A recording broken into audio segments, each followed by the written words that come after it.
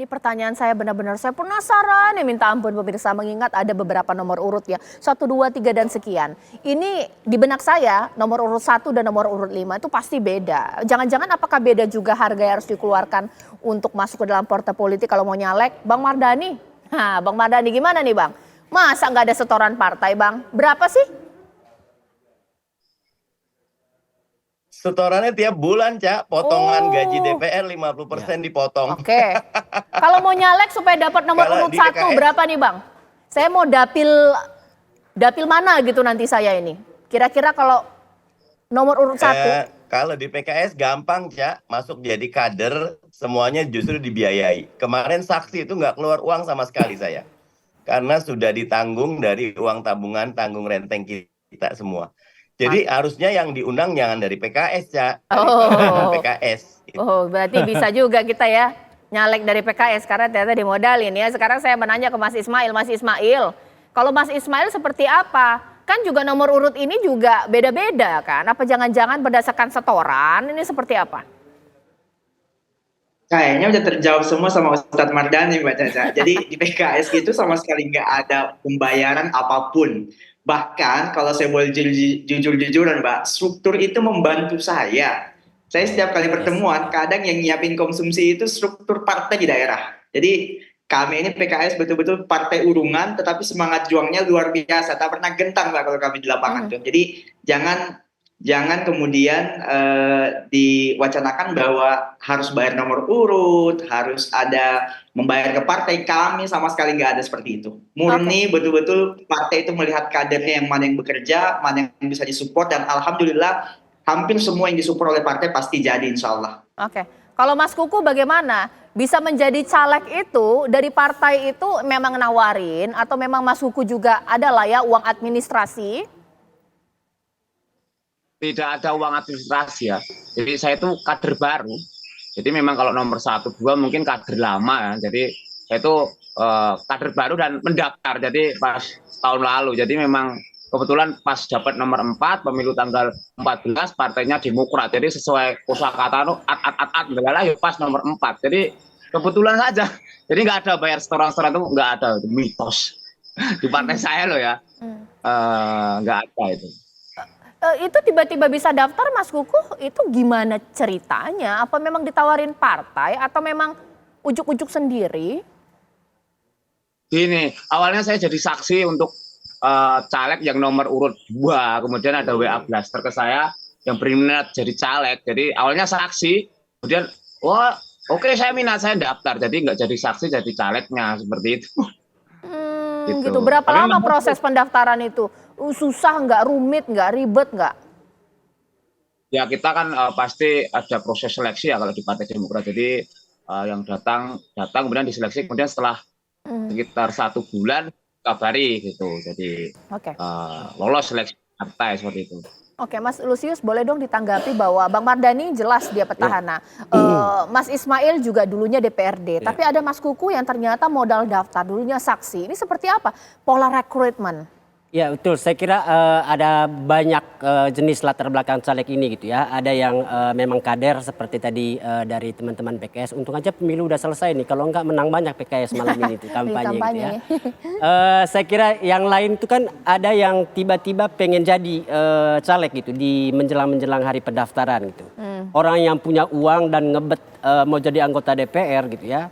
Jelas akan menggunakan cara-cara instan gitu ya mungkin ini praktek yang tidak standar, akhirnya beda partai beda kebijakan gitu ya, mungkin beda ketua partai, ketua DPD partai mungkin beda lagi gitu. Jadi ini sih lebih banyak praktek calo tuh yang seperti biasa gitu ya terjadi menjelang pemilu gitu. Ada tidak selalu kemudian ini perintah partai secara resmi gitu ya, tapi misalnya orang yang kemudian melihat ada peluang bisa mendapatkan uang dari orang yang ngebet mau jadi anggota DPR, tapi pada saat yang sama dia juga punya banyak uang, kenapa nggak sekalian aja dimanfaatin. Jadi saya kira transaksi untuk membeli kursi, untuk membeli nomor urut itu ya muncul dari sana gitu ya. Orang-orang yang kemudian terlibat di politik pencalekan ini ya ada juga yang kemudian memang berpikir bisa mendapatkan celah untuk mendapatkan keuntungan. Jadi saya kira kalau tanya struktur partai, kebijakan partai resmi pasti nggak ada yang mau ngaku gitu ya. Tapi kita tahu sendiri ada yang kemudian ingin mencari untung gitu ya dengan posisi yang dia miliki di partai politik.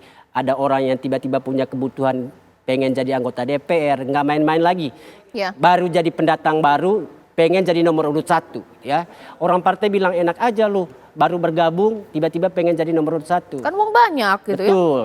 Mungkin di situ ya proses tawar-menawar gitu ya, bisa menyerahkan uang dan lain sebagainya. Saya kira itu sih praktek-praktek yang kadang-kadang diceritakan, tapi ya ini tidak selalu resmi. Baik. Jadi Oke. kebijakan. Terakhir mungkin saya tanya kepada semua narasumber, seberapa banyak sih kita berharap bahwa demokrasi ini kita benar-benar sehat, bahwa tidak hanya uang saja yang menjadi patokan seseorang bisa lolos ke Senayan atau menjadi anggota dewan di daerah. Karena saya kalau baca komen-komen Instagram saya, bahkan ada juga tetangga nanya, Mbak Caca, serangan fajarnya di mana? Kita mau datang. Menuju serangan fajar begitu. Bang Mardhani seperti apa? Ada nggak pertanyaan-pertanyaan skeptis dari masyarakat? Bang Mardhani bisa kasih berapa ini untuk milih Bang Mardhani seperti apa? Yang minta sih ada, Cak. Tapi kita bilang, ya kalau mau dibeli, ya habis ini kita nggak temenan lagi. Kalau mau sama PKS, kita ingin bikin jadi keluarga. Kalau keluarga ya tidak jual beli. Kita berjuang bersama. Dan yang nggak suka, langsung tutup pintu.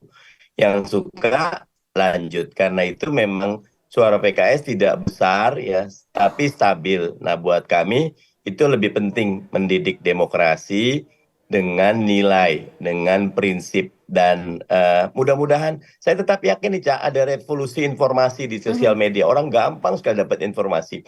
Banyak yang buruk, tapi 60%-nya baik. Dan saya yakin demokrasi kita akan ke depan akan jauh lebih baik dengan pendidikan yang membaik, ekonomi yang membaik. Begitu, Cak. Baik, Mas Ismail seperti apa ini mengingat kita tahu bahwa ada masyarakat yang juga money oriented atau mungkin skeptis dengan sistem ini, semua butuh uang ini. Bagaimana? Apakah memang juga ditodong juga no money, no suara ini seperti apa, Bang Ismail? Istilah ada suara ada uang itu saya rasa semua kontestan politik kemarin ikut mendengar dan ikut merasakan. Nah, saya pada situasi ini sebagai anak muda justru berharap besar bahwa kebiasaan dan pola politik yang berulang setiap periode seperti ini harus segera kita hilangkan. Dan salah satu cara menghilangkannya karena pelakunya adalah politisinya, maka politisinya yang harus mengubah.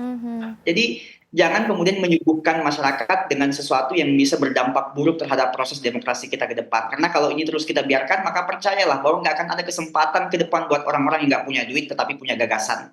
Maka besar sekali harapan partai PKS, kenapa kemudian kader-kadernya dilarang untuk melakukan money politik, dilarang untuk membeli suara. Karena kita mau proses demokrasi yang sehat itu lahir daripada proses-proses yang baik dan dibesarkan oleh politisi-politisi yang sadar bagaimana kemudian proses politik itu jangan sama sekali kita nodai dengan hal-hal yang bisa mengancam demokrasi kita ke depannya, Mbak Caca. Mas Kukuh, sekarang ini tips dari Mas Kukuh ini supaya orang-orang seperti saya mungkin dan juga teman-teman lainnya yang mungkin ingin nyalek di periode berikutnya 5 tahun lagi, tapi modalnya tak ada, ini cekak lah istilahnya begitu, bisa menjadi caleg, seperti apa? Ya bisa ya, karena yang terpenting kita punya strateginya untuk mengakali ya. Kalau saya itu memang menolak karena memang dilarang kan politik uang. Jadi kalau kita dalam tanda kutip menghalalkan politik uang berarti teman-teman semua, pemirsa semua yang tidak punya uang, modal minim tidak bisa nyalek hanya karena terkendala uang ya. Padahal kita tidak mencari orang kaya, bukan berarti kita mengesampingkan orang kaya loh ya, menyepelekan mereka. Tetapi kita mencari orang yang amanah, orang yang baik, teman-teman kita yang baik. Jadi seperti itu. Oleh karena itu kan itu dilarang politik uang itu. Jadi memang harus dididik dari politisinya seperti itu, Mbak. Jadi kalau punya niat terus berangkat aja. Dipilih atau tidak dipilih kan tergantung rakyatnya ya. Jadi seperti kalau jabatan kan 5 tahun, tapi kalau untuk perjuangan rakyat itu seumur hidup. Oke, baik. Sekarang terakhir, ini memang terakhir harusnya masih dibahas lagi ya. Ini proses sudah bagus, mereka tanpa uang yang besar bisa nyalonin, bahkan door to door dan juga dengan modal nyanyi-nyanyian visi misi. Tapi supaya nanti terpilih, mereka juga nggak lupa ini masyarakat ini mengingat sistem kita juga pragmatis ya. Seperti apa? Ya, saya kira luar biasa tadi yang dikatakan teman-teman gitu. Khususnya terkait dengan anak muda gitu ya, bagaimana memastikan banyak anak muda bisa terlibat menjadi caleg dan lain sebagainya ke depannya ya, syaratnya politik itu harus bisa menekan biaya yang sangat besar seperti yang terjadi selama ini gitu ya. Selanjutnya saya kira teman-teman yang sudah berpeluang untuk terpilih gini ya, ditetapkan sebagai anggota DPR baik di pusat maupun di daerah, ya bagaimana kemudian memastikan sistem di parlemen itu nanti bisa memberikan ruang yang begitu besar gitu ya untuk melibatkan publik atau untuk memperjuangkan kepentingan publik. Saya kira itu yang selama ini masih terus diperjuangkan karena faktanya DPR masih menjadi lembaga yang memperjuangkan kepentingan partainya. Jadi ketika kemudian kepentingan partai yang diperjuangkan, mudah sekali untuk bicara misalnya hak angket gitu ya, kecurangan pemilu. Tapi ketika misalnya harga beras naik melambung, tak ada satu anggota DPR pun yang kemudian berkata kita harus menggunakan hak angket untuk mempertanyakan kebijakan beras. Jadi saya kira kedepannya ya harus memastikan parlemen kita itu betul-betul menjadi tempat di mana wakil rakyat itu memperjuangkan kepentingan rakyat, bukan hanya kepentingan partai semata. Baik, setelah Gitu. saya mendialogkan ini dengan 4 segmen, ternyata mau jadi caleg nggak butuh uang yang terlalu besar, pemirsa. Saya tetap tidak mau nyalek. Tapi bagi Anda yang memang punya visi, punya keinginan, bahkan juga punya tenaga untuk melakukan sosialisasi dan punya keunikan, bolehlah dicoba 5 tahun lagi ya. Nah, terima kasih kepada rekan-rekan saya mulai dari Mas Kuku, Mas Ismail, dan juga Bang Mardhani Alisera.